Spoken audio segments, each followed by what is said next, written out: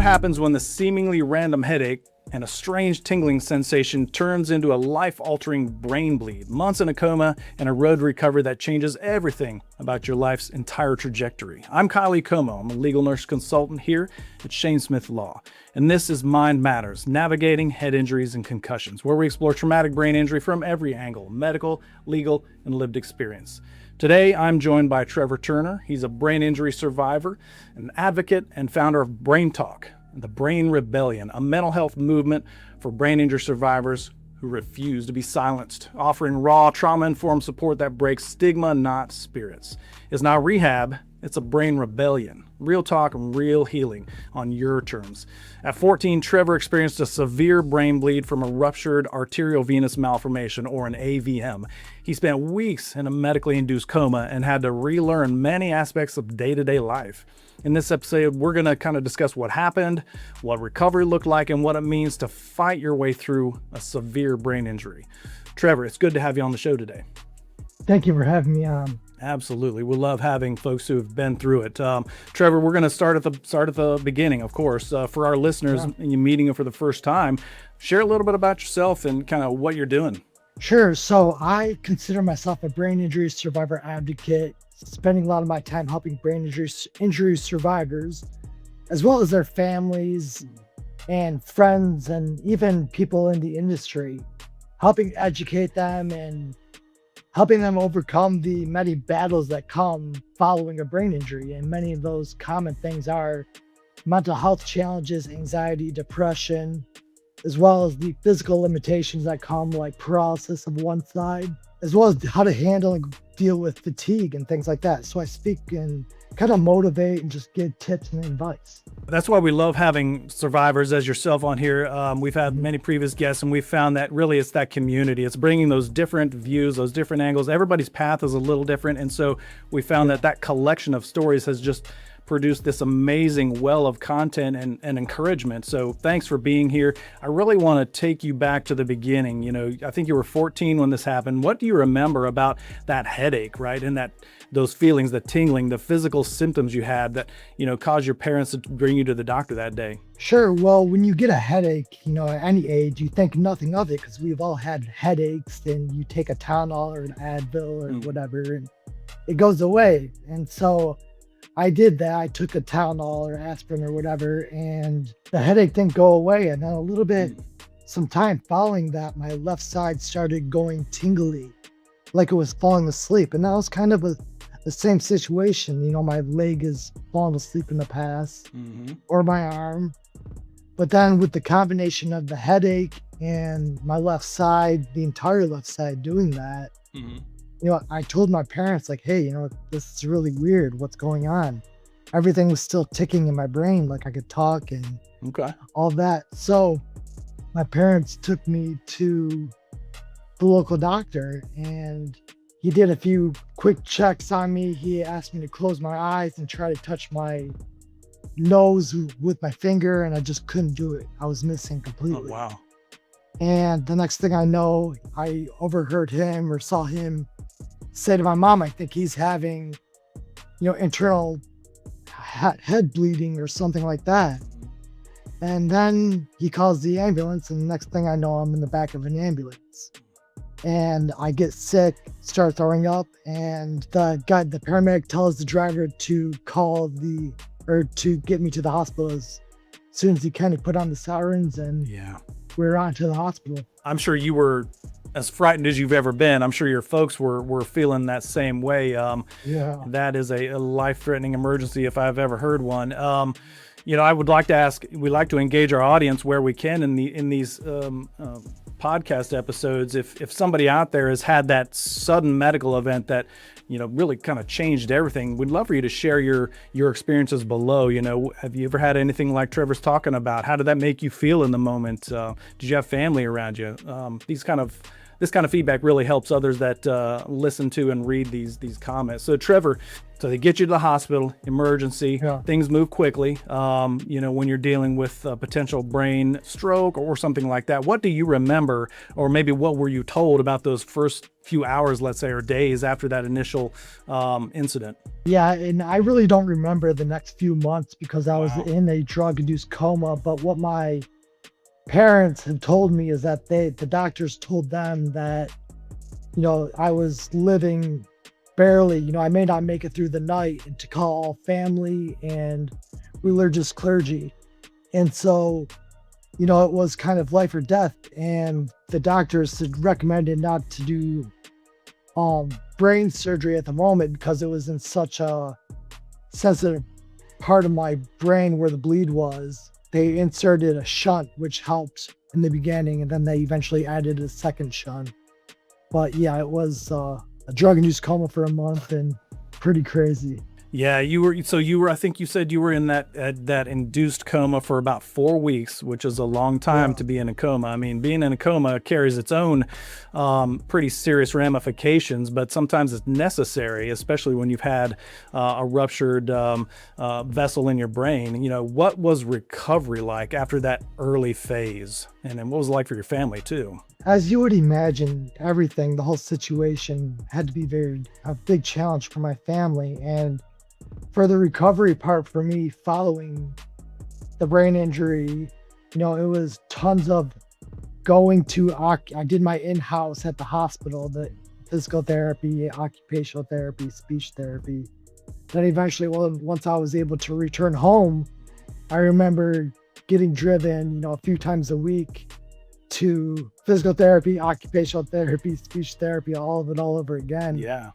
And that was difficult for me at the time because I was just a teenager, Yeah. and all of my friends and my brother were outside playing, and I was having to go to therapy. And then eventually, it was kind of reassimilating myself into school and rebuilding who I was post brain injury. I can't imagine just anybody, but specifically a teenager, just having to be saddled with such a life altering situation. That's a tough one for you as the patient, and then for family that are trying to love and care for you. I certainly can appreciate that. For our survivors or caregivers out there, again, if you've been through something like this, where you've had to, completely adjust your life because your loved one has had this life-altering medical experience, what was that like? That feeling like the rug had just been pulled out from underneath you. How did you manage, your day-to-day, your feelings, your emotions? Again,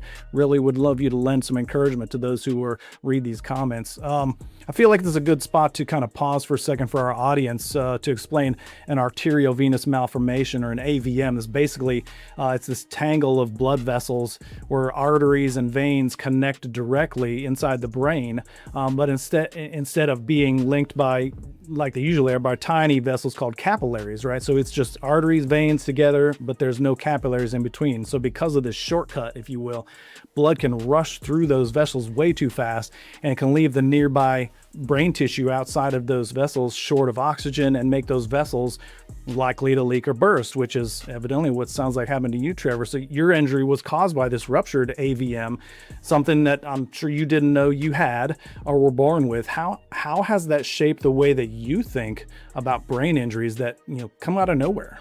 Yeah, and I think there's something I need to add to the story. Yeah. In addition, Kelly, is a year after my initial brain bleed, and I eventually re-enter high school, which is its own challenge, right? After missing my full year of freshman high school, I had to go back and restart my freshman year of high school, where all my friends are now entering their sophomore year. That was a whole different. But anyway, a year later to the day after the first bleed, it happened again because they didn't do surgery the first time. And this time was even just as significant, if not even more worse. We tried it. We had a few neurosurgeons who said they couldn't perform the surgery because it was too high risk. And so we eventually tried an experimental laser surgery in Buffalo, and that failed as well. So we're kind of like, at this point, I thought I was going to potentially die. And then eventually we found a neurosurgeon at U of M hospital in Ann Arbor who said he would do the surgery. and I survived. It was a big challenge, especially re-entering high school through going twice, right? Yeah. And yeah, Goodness. Yeah, I can't even imagine just not just the physical impact, but the social impact.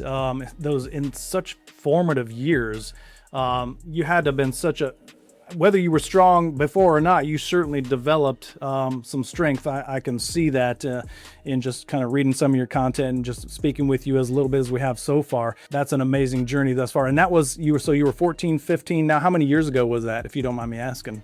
yeah, it was 2001 when Okay. it happened. So in October, so 25 years. Okay. So Okay.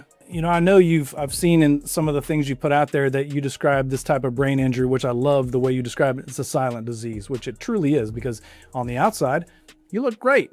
Healthy guy, things look good, but on the inside, not so great. What do you mean by that, that silent disease, and why do you think so many people underestimate what survivors of AVMs or strokes or concussions, are going through internally?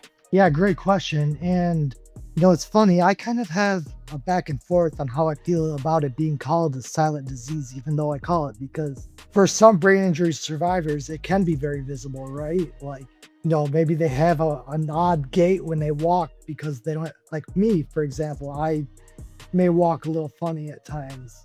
In terms of the silent aspect of it, where that does play in is the mental battle. Things may look okay. A brain injury survivor may be smiling. However, there's all the challenges that they deal with inside their head in terms of who they were before their brain injury and who they are now. The identity shift. That's what I've noticed a lot of. A challenge that many brain injury survivors deal with is figuring out who they are post brain injury, because I've spoken with brain injury survivors who were astronautical engineers, and then they come back and they have memory loss challenges, so they can no longer do something like that. So every day, you're trying to pick up the pieces after going through something so traumatic, and that goes through any big health event you go through, right? I mean, it's such a impactful thing that happens to you. But I mean, what I always tell people is, you're look at it this way. You may be different. Things may not be as easy as they were before your brain injury, but you're alive. So tell the story where there's so many brain injury survivors who unfortunately didn't survive. And you gain so much wisdom after going through something so traumatic that you can use that to inspire others, or just, stay in your own lane if you choose to. I love what you said there. You gain so much wisdom. You really do, or at least you can. It's hard in those initial, I'm sure, especially days, weeks, months after you've kind of stabilized and whatnot. But I'd really like to dig into that part of kind of your journey, if you want to call it that. After all of said and done, you're out of the hospital, you've gone through the brunt of the rehab and all that. You've already kind of alluded to, starting school again at age 15 as a teenage boy.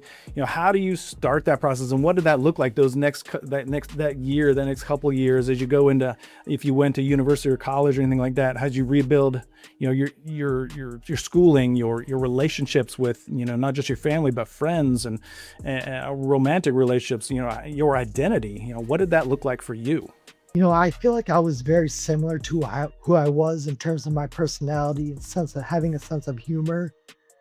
I do believe that what helped connect me with others was having a sense of humor and being able to joke about maybe the disability I had, rather than it being something that's just kind of in the air, like making light of it. I would call my left hand the crip hand, joking about it, or something like that, or, several other things. But in terms of the relationship aspect of life after a brain injury, I think it goes with many things in life. When you go through tough times, the true friends and the true family that are meant to be around are still there after something, a challenging situation. And in terms of gaining new friends, it's all about just being yourself, not trying to attract people because without being yourself in those terms. So, it's about authenticity. Authenticity, I think, is a if you had to put a one word label on it, yeah, authenticity. I think because otherwise, you're fighting against the current, and there may be things you alluded to earlier that you just can't do anymore, at least as well as or in the same way that you did, whether that's physically, mentally, emotionally. So you have to relearn or adjust, learn a new way, and that goes with relationships too. We've heard so many survivors talk about friendships falling away. Some of it you can't fault those folks because the world moves on, life goes on, and you've got your own things you've got to start rebuilding and refashioning. And so some of that's not a bad thing. I'm sure you've developed many new relationships. Obviously, in your advocacy, you've definitely developed a community. Wouldn't that be correct? Oh, certainly. Yeah. I mean, and like in terms of new relationships, whether they're friends or even in like a romantic type dating relationship, I'm like, should I tell them my brain injury story and give something that's so close to me, right, to them? And that's a whole nother conversation, that many brain injury survivors deal with. So yeah, absolutely. And I think for our audience, we are going to have Trevor back for another episode because I want to go deeper into some of maybe those tools that he found or he helped to develop, the community, aspect of brain injury recovery. So please keep your eye out for that episode as well. Trevor, I think we're at a good point here. I do have one last question for you. I'd love to, for you to address our listeners to, maybe who are in early recovery or maybe they're supporting, especially that young person like you were when you had your AVM rupture. What do you wish somebody had told you back then, or maybe something that somebody could have shared with your family or support structure in those early days? Sure. So there's a few different things I want to mention here. And first off is never take the first opinion from a doctor. Always get second, third opinions if something doesn't feel right. And then another thing I wanted to mention in terms of the recovery aspect for brain injury is, the doctors, the physical therapists, all of them, they're going to give you exercises to do. Do those even though you don't want them to. And I'm sure your friends or family are going to be like, hey, did you do your PT exercises today? Do them, because in the long run, it's going to benefit you and you're going to wish you did, 10 years down the road, right? Unfortunately, it is an uphill battle, but if you put in the work, it's only going to make your future better. And most importantly, lastly, to close it, is really try to take care of your mental well-being. Whether that's speaking with a professional or practicing mindfulness techniques like meditation. I really took on to meditation about 10 years ago. It made an incredible impact in my life. And so implementing that as well is very important too. Trevor, that's fantastic. I really appreciate, the tips, helpful tips, if you will. So many paths toward recovery, and you look fantastic. You sound great. I can't wait to have you back on to kind of dig deeper into your story and learn more about kind of the practical side of recovery. So unfortunately, though, that is going to do it for today's episode of Mind Matters. A heartfelt thank you to our new friend Trevor Turner for sharing the beginning of his journey. His story is such a powerful reminder, again, that brain injury, it changes life in an instant, but it doesn't necessarily erase a person's future, right? For more of Trevor's story and brain injury advocacy, you can find him on Facebook. I think the group is Brain Talk. Is that correct, Trevor? Correct. All right. And then on Instagram at Brain Rebellion. Yeah. Yep. Okay. Or on Brain Rebellion website. Check those out. Lots of great content there, folks. We'd also love to hear from you, audience, in our comments. Your input might be the one thing that helps another survivor or caregiver feel encouraged, and provide useful information to somebody who desperately needs it. Please, if you would, look below, give us a like, subscribe to the podcast here to keep up with our latest content, and then share this episode with somebody you think may need the encouragement or could benefit from Trevor's story. And again, remember, as always, if you're in pain, call Shane at 980-999-9999. Join us next time as we continue Trevor's story, talk about the invisible effects of brain injury, mental health, and the tools that help survivors move forward. Until then, take care. In pain, so I call Shane. 980-999-9999. In pain, call Shane.